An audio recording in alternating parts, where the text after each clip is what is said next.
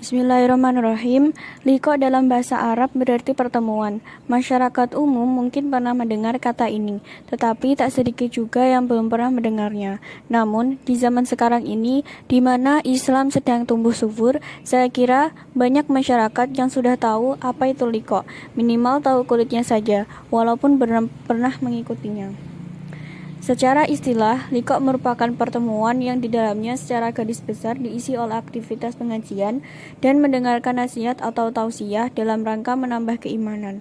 Umumnya, kegiatan ini bisa kita temui di masjid dengan membentuk lingkaran, lesehan semacam kelompok diskusi. Karena membentuk lingkaran inilah, liqa kadang juga disebut sebagai halaqah, yang artinya lingkaran. Liqa juga biasa disebut mentoring. Umumnya, istilah mentoring lebih melekat kepada kegiatan liqa di SMP atau SMA, dan kadang juga di level perguruan tinggi yang difasilitasi oleh lembaga rohis setempat. Ya, intinya seperti kajian Islami, namun di sini pesertanya tidak seramai kajian Islami umum, maksimal 12-15 orang, dan diadakan tiap minggu atau tiap pekan. Saat ini, aktivitas liqa tidak hanya dilangsungkan di masjid, tapi juga di rumah-rumah sebagai wujud silaturahmi antar peserta. Aktivitas di dalam liqa. Mengenai waktu pelaksanaannya, liqa setiap sepekan sekali, yang mana sekali pertemuannya bisa memakan waktu selama 2-3 jam. Atau kalau misalkan di asrama itu cuma sekitar 30 menitan karena diadakan setiap hari. Para mudabir atau musyrifah biasanya akan membagi waktu tersebut ke dalam beberapa sesi. Misalnya, sesi pertama adalah sesi pembacaan Quran yang akan dibacakan oleh salah seorang anggota liqa. Kemudian berikutnya, sang musyrifah atau mudabir mulai menerangkan dan memaparkan materinya. Materi tersebut terkadang membahas ilmu keislaman dan terkadang membahas wawasan keduniaan. Berikutnya, sang mudabir akan mempersilahkan setiap anggota liqa untuk menanyakan berbagai hal yang berkaitan dengan materi yang sudah disampaikan, atau bahkan terkadang sang mudabir juga memperbolehkan pesertanya untuk menanyakan pertanyaan di luar materi yang telah disampaikan. Kemudian, setelah sesi tanya jawab, mudabir atau musyrifah biasanya akan memberi pertanyaan atau memberi waktu kepada anggota liqa yang ingin menyampaikan sepatah atau 2 patah nasihat untuk anggota yang lain. Nah, setelah itu, musyrifah akan mengevaluasi kegiatan mingguan yang dilakukan setiap anggotanya. Musyrifah akan menanyakan mengenai ibadah sunnah, apa sajakah yang telah dilakukan setiap anggotanya di pekan yang lalu atau setiap harinya. Berapa kali melaksanakan sholat duha, berapa saum sunnah yang dilakukan, berapa juz Quran yang dibaca, dan berbagai pertanyaan lainnya.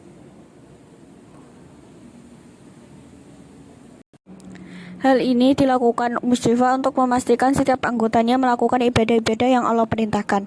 Terakhir, biasanya akan ada sesi doa bersama.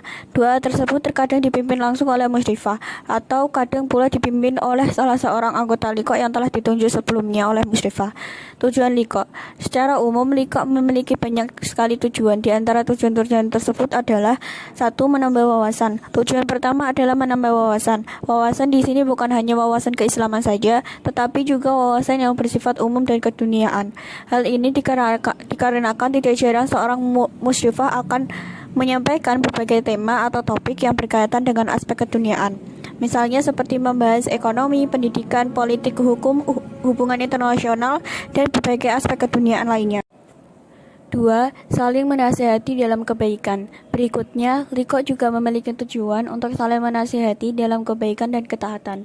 Hal ini tentu sesuai dengan perintah Allah dalam surat Al-Asr yang memerintahkan setiap manusia untuk saling menasihati. Setiap peserta nantinya terkadang akan diberikan kesempatan oleh musyrifah untuk menyampaikan sedikit nasihat kepada peserta yang lain. Hal ini tentu merupakan perkara yang sangat baik, bukan? 3. Meningkatkan ketaatan peserta. Kemudian, liqa juga memiliki tujuan untuk meningkatkan iman dan ketakwaan setiap pesertanya. Mereka nantinya akan mendengarkan berbagai nasihat, siraman rohani, dan berbagai ayat yang memerintahkan untuk meningkatkan keimanan mereka. Aktivitas liqa merupakan cerminan dari apa yang dicontohkan oleh Nabi Muhammad SAW, di mana saat Islam masih disebarkan secara sembunyi-sembunyi. Beliau sering mengumpulkan sahabat-sahabatnya di rumah Arqam untuk mendapatkan penguatan rohani sahabat-sahabatnya. Bahkan setelah Islam didakwahkan secara terang-terangan pasca mu'alafnya Umar bin Khattab radhiyallahu an, Beliau tetap rutin mengumpulkan sahabat-sahabatnya untuk mendengarkan apa-apa saja firman Allah yang turun kepada beliau. Nasihat-nasihat dan arah-arahan penting dalam membangun fondasi Islami di Jazirah Arab. Sebagaimana kajian umum, dalam liqo juga ada petugas MC yang tentunya diambil dari salah satu peserta atau pendengar liqo. Selain itu, ada juga petugas kultum, pembacaan doa di akhir kegiatan, dan tentunya sang guru atau musyrifah. Agenda liqo diawali dengan pembukaan oleh MC yang di dalamnya diikutkan dengan membaca basmalah bersama-sama. Selanjutnya ialah aktivitas mengaji yang digilir secara bergantian sesuai urutan dalam duduk lingkaran. Umumnya, tiap orang mendapat jatah membaca satu halaman Al-Quran Timur Tengah. Saat salah seorang teman sedang membaca, maka peserta lain yang berkewajiban untuk mendengarkan dan memperhatikan, begitu seterusnya. Jika ada bacaan yang keliru, maka peserta yang lain wajib untuk membenarkan. Setelah semua peserta liqo membaca satu halaman atau secara bergantian, agenda liqo umumnya dilanjutkan dengan penyetoran infak atau kas liqo yang tiada lain berguna untuk keperluan kelompok liqo tersebut. Selanjutnya, penyampaian kultum atau kuliah 7 menit oleh salah satu peserta. Jadwal kultum tiap pertemuan pun juga bergilir satu persatu. Kegiatan ini sangat bermanfaat bagi peserta dalam upaya menggali ilmu Islam secara mandiri dan melatih untuk menyampaikannya kepada orang lain. Pada kelompok liqo masih muda, kegiatan ini mungkin masih terasa berat namun jika kelompok sudah berjalan lebih dari 1 tahun, semuanya kegiatan tausiah bergilir ini sudah biasa dijalani. Bahkan kultum mendadak pun tidak begitu menjadi soal ketika hasanah ilmu agama Islam yang diperoleh di liqo sudah cukup banyak, tinggal mengembangkannya saja. Begitu penyampaian kultum selesai, agenda berikutnya adalah informasi berita oleh salah satu peserta. Petugas penyampai berita juga bergilir tiap pekannya, sehingga tiap peserta kebagian secara adil. Namun, biasanya penyampai berita tidak hanya satu orang, melainkan siapa saja yang memiliki berita aktual bisa menyampaikan di forum. Informasi yang disampaikan adalah seputar berita terkini nasional maupun internasional yang diperoleh dari surat kabar, media elektronik, dan sebagainya. Topiknya pun apa saja, bisa seputar dunia politik, ekonomi, sosial, budaya, hankam, korupsi, mancanegara, musibah dalam dan luar negeri, juga seputar kondisi Islam di dalam dan luar negeri. Kegiatan penyampaian berita ini amat sangat bermanfaat bagi peserta liqo dalam mengupdate informasi terkini secara aktual, karena mungkin selalu ada saja berita yang luput dari pendengaran dan penglihatan kita di media elektronik, cetak, dan lain sebagainya.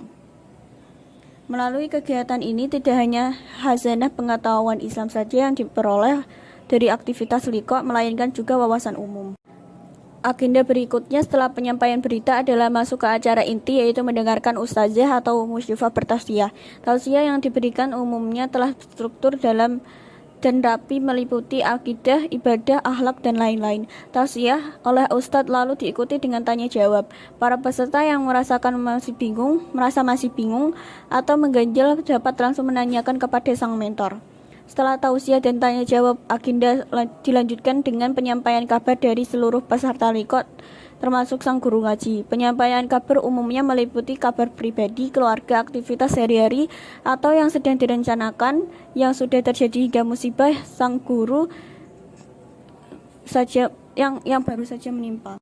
Melalui kegiatan ini, masing-masing peserta menjadi tahu bagaimana kabar saudaranya seiman dari pekan ke pekan, sehingga apabila ada saudara yang di dalam kesusahan dapat segera dibantu, dan apabila ada saudaranya yang sedang dalam menjalankan kegiatan lain yang bermanfaat, dapat ikut didoakan. Melalui agenda ini, insya Allah akan berbina ukhuwah di antara masing-masing personil liqo dalam rangka menuju ketaatan kepada Allah Subhanahu wa taala. Agenda berikutnya adalah pembacaan doa yang dipimpin oleh salah satu peserta yang tiada lain juga bergilir tiap pekannya. Setelah pembacaan doa selesai, aktivitas liqo ditutup dengan bersama-sama membaca hamdalah, istighfar, dan doa penutup majelis yang dicontohkan oleh Rasulullah Subhanahu wa taala. Subhanakallah Allahumma wa bihamdika asyhadu an la ilaha illa anta astaghfiruka wa atubu ilaik. Liko bukan sekedar aktivitas mengajar layaknya pendidikan di sekolah atau pendidikan tinggi lalu dilepaskan. Liko juga bukan hanya aktivitas memberikan wawasan keislaman layaknya kajian Islam umum. Melalui pemaparan di atas, Liko menjadi suatu aktivitas yang begitu efektif dalam mencerdaskan dan membina karakter seorang muslim.